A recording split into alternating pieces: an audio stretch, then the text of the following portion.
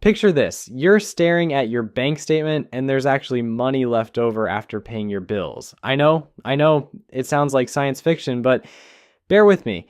Now you're faced with a choice that could literally determine whether you retire sipping cocktails on a beach or eating ramen noodles in your studio apartment at 75. Should you throw that extra cash at your debts like you're playing financial whack-a-mole, or should you invest it and let compound interest work its magic while you sleep? This isn't just some casual weekend decision like choosing between Netflix and Hulu.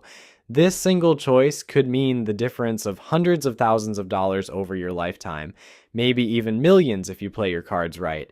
And here's the kicker. Most people make this decision based on gut feeling rather than actual math, which is about as effective as using a magic 8-ball to plan your retirement. My name is Nick, and I spend way too much time thinking about money, so you don't have to.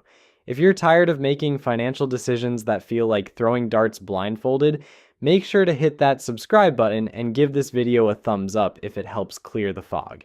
Now, before we dive into this epic battle between debt elimination and wealth building, let me hit you with some reality. We're not talking about whether to pay off your credit card debt from that shopping spree where you convinced yourself you needed 17 different phone cases. We're talking about the strategic decision that separates people who build real wealth from those who spend their entire lives making other people rich through interest payments. The truth is, there's no universal right answer here, which is probably why your brain hurts every time you think about it, but there are some fundamental principles that can guide you toward the choice that makes the most sense for your specific situation. And yes, your situation is probably more unique than you think, even if you feel like you're just another face in the crowd of financial mediocrity. Let's start with something that might blow your mind. When you pay off debt, you're essentially earning a guaranteed return equal to the interest rate on that debt. Think about it this way. If you have a credit card charging you 22% interest and you pay it off, that's like earning a risk-free 22% return on your money. Try finding that kind of guaranteed return in the stock market. Go ahead, I'll wait. This is where things get interesting though. The stock market has historically averaged around 10% annually over long periods. Notice I said historically and over long periods because the market doesn't care about your timeline or your feelings. Some years it gives you 30% returns, and other years it takes away 38% of your money just to keep things spicy. So here's the million-dollar question, literally. Does it make sense to pay off a debt with a 5% interest rate when you could potentially earn 10% in the market? The math seems obvious, right? 5% guaranteed versus 10% potential equals invest the money and profit the difference. But if math were the only factor in financial decisions, we'd all be driving sensible cars and eating rice and beans every meal. The reality is that risk changes everything. When you pay down debt, you're getting that guaranteed return I mentioned earlier. There's no market crash that can take away the interest you're no longer paying. There's no economic recession that can reduce the psychological benefit of having one less payment to worry about each month. It's boring, predictable, and absolutely guaranteed. Investing, on the other hand, is like dating someone who's absolutely amazing when things are going well, but might completely disappear when you need them most. The returns can be spectacular, but they come with the very real possibility of watching your money evaporate faster than your motivation to exercise in January. Let me paint you a picture with some real numbers, because nothing makes financial concepts clearer like seeing actual dollars at work.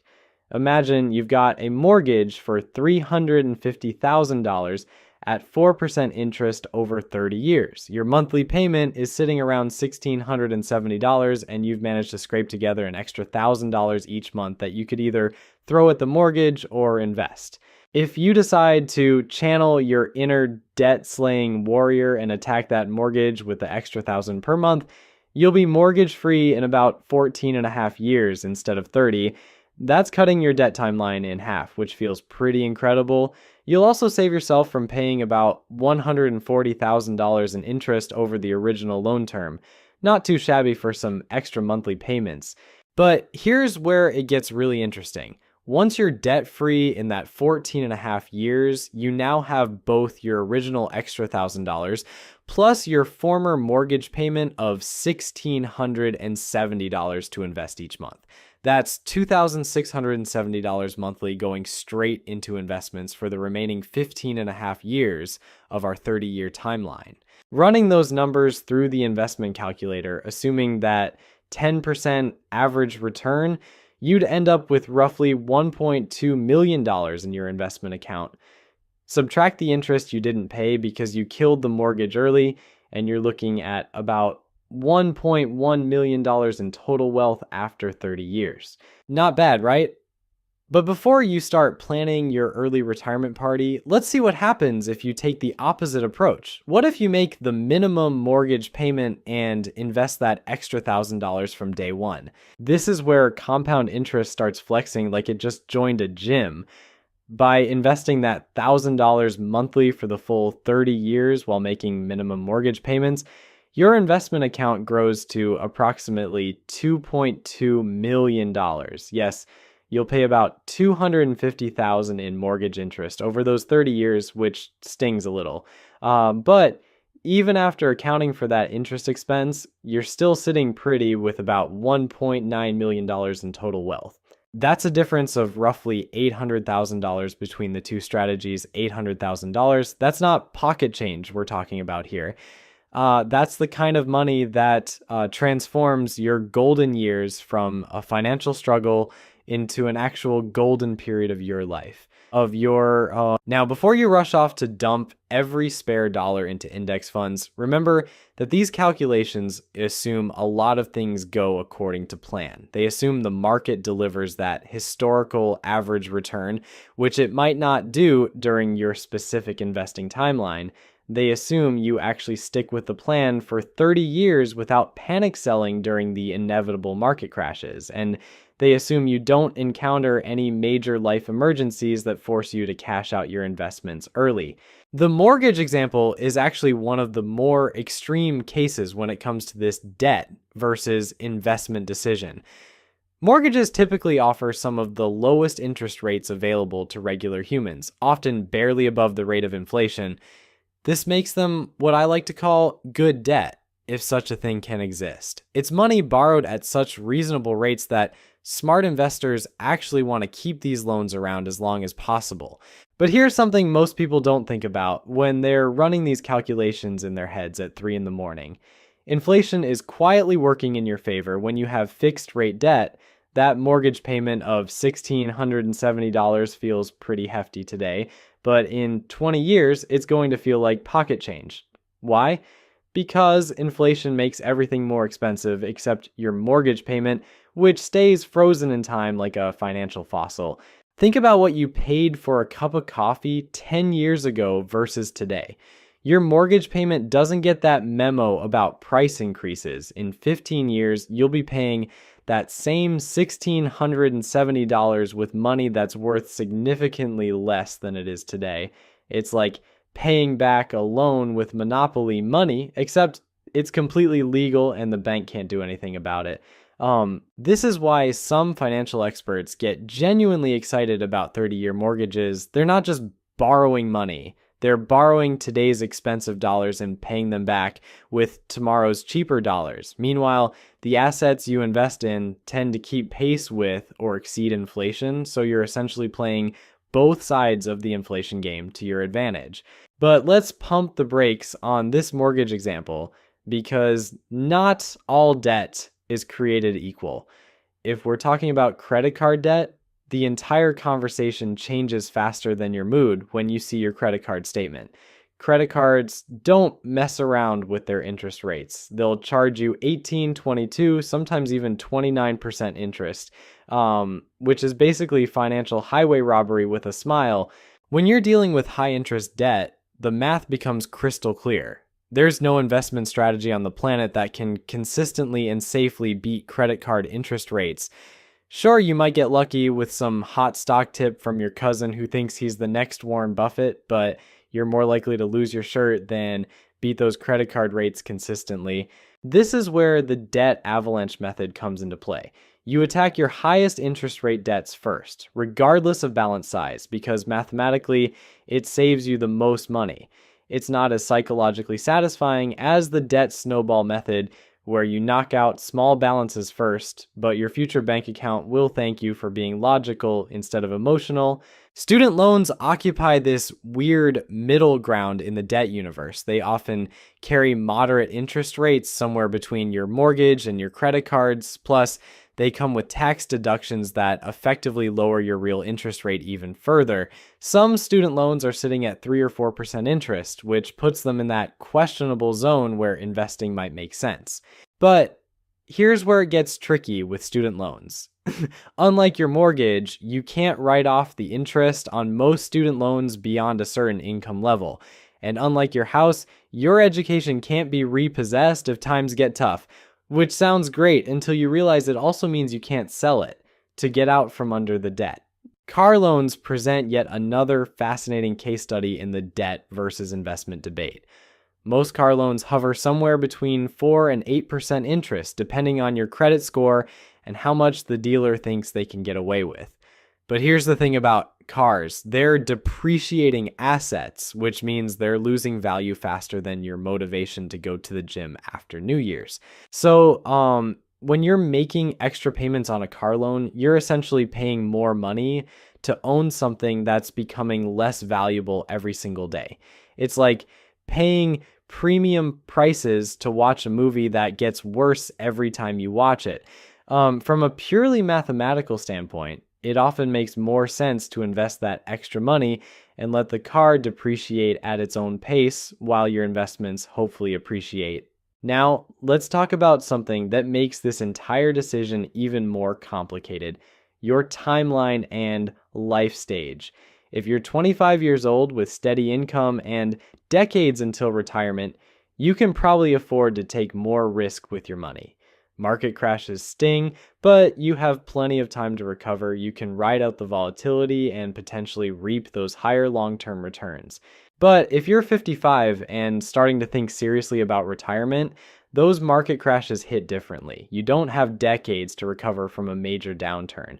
Suddenly, the guaranteed return of paying off debt starts looking a lot more attractive than the potential volatility of market investments. Your risk tolerance isn't just about age, though. It's about your entire financial situation and, let's be honest, your personality. Some people sleep better at night knowing they're debt-free, even if it means potentially leaving money on the table. Others are perfectly comfortable carrying low-interest debt if it means maximizing their investment potential. There's also your cash flow situation to consider. Debt payments reduce your monthly flexibility, which can be a real problem if you lose your job or face unexpected expenses. Having investments is great, but they're not as liquid as having extra room in your monthly budget. You can't pay your electric bill with unrealized gains in your investment account. This brings us to an often overlooked middle ground: doing both simultaneously. Instead of choosing between paying off debt and investing, you can split your extra money between both strategies. Maybe you put half toward debt reduction and half toward investments. It's not as mathematically optimal as going all in on one strategy, but it hedges your bets and might help you sleep better at night. The key is understanding that this isn't just a math problem. It's a psychology problem, a risk management problem, and a life planning problem all rolled into one. The mathematically optimal choice might not be the right choice for your specific situation, stress levels, and financial goals. Here's another factor that most people completely ignore when making this decision: the emergency fund reality check. Before you even think about whether to pay off debt or invest, you need to have some cash sitting around doing absolutely nothing except looking pretty in your savings account. I know. Watching money earn 0.01% interest while inflation laughs at you feels about as productive as teaching your goldfish calculus. But here's the thing. If you don't have an emergency fund and your car decides to transform into an expensive paperweight, guess what happens to your brilliant debt payoff strategy or your investment portfolio? You're either pulling money out of investments at the worst possible time, or you're adding more debt to the pile you're trying to eliminate. It's like trying to fill a bucket with a giant hole in the bottom. 3 to 6 months of expenses sitting in a boring savings account isn't sexy, but it's the foundation that keeps your entire financial strategy from collapsing like a house of cards in a hurricane. Think of it as insurance against your own financial plans going sideways. Now, let's dive into something that makes this decision even more interesting: the tax implications that most people discover about as often as they discover a $20 bill in their old jeans. When you pay off debt, especially mortgage debt, you might be giving up some tax benefits. Mortgage interest is often tax deductible, which means Uncle Sam is essentially subsidizing part of your housing costs. Pay off that mortgage early, and you lose that deduction. But before you get too excited about keeping debt for tax purposes, remember that getting a tax deduction means you're spending money to save money. It's like being excited about a 50% off sale when you're buying something you don't actually need. Yes, you're saving money, but you're still spending money to get that savings. Investment taxes are their own special kind of headache. When you invest in taxable accounts, you'll eventually pay capital gains taxes on your profits. But here's where it gets interesting.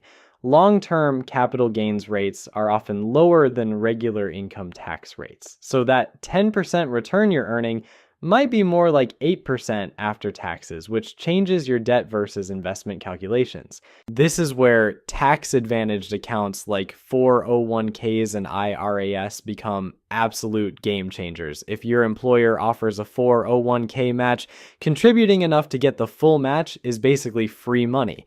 It's like your boss saying, "Hey, for every dollar you save for retirement, I'll give you 50 cents. Only a financial masochist would turn down free money.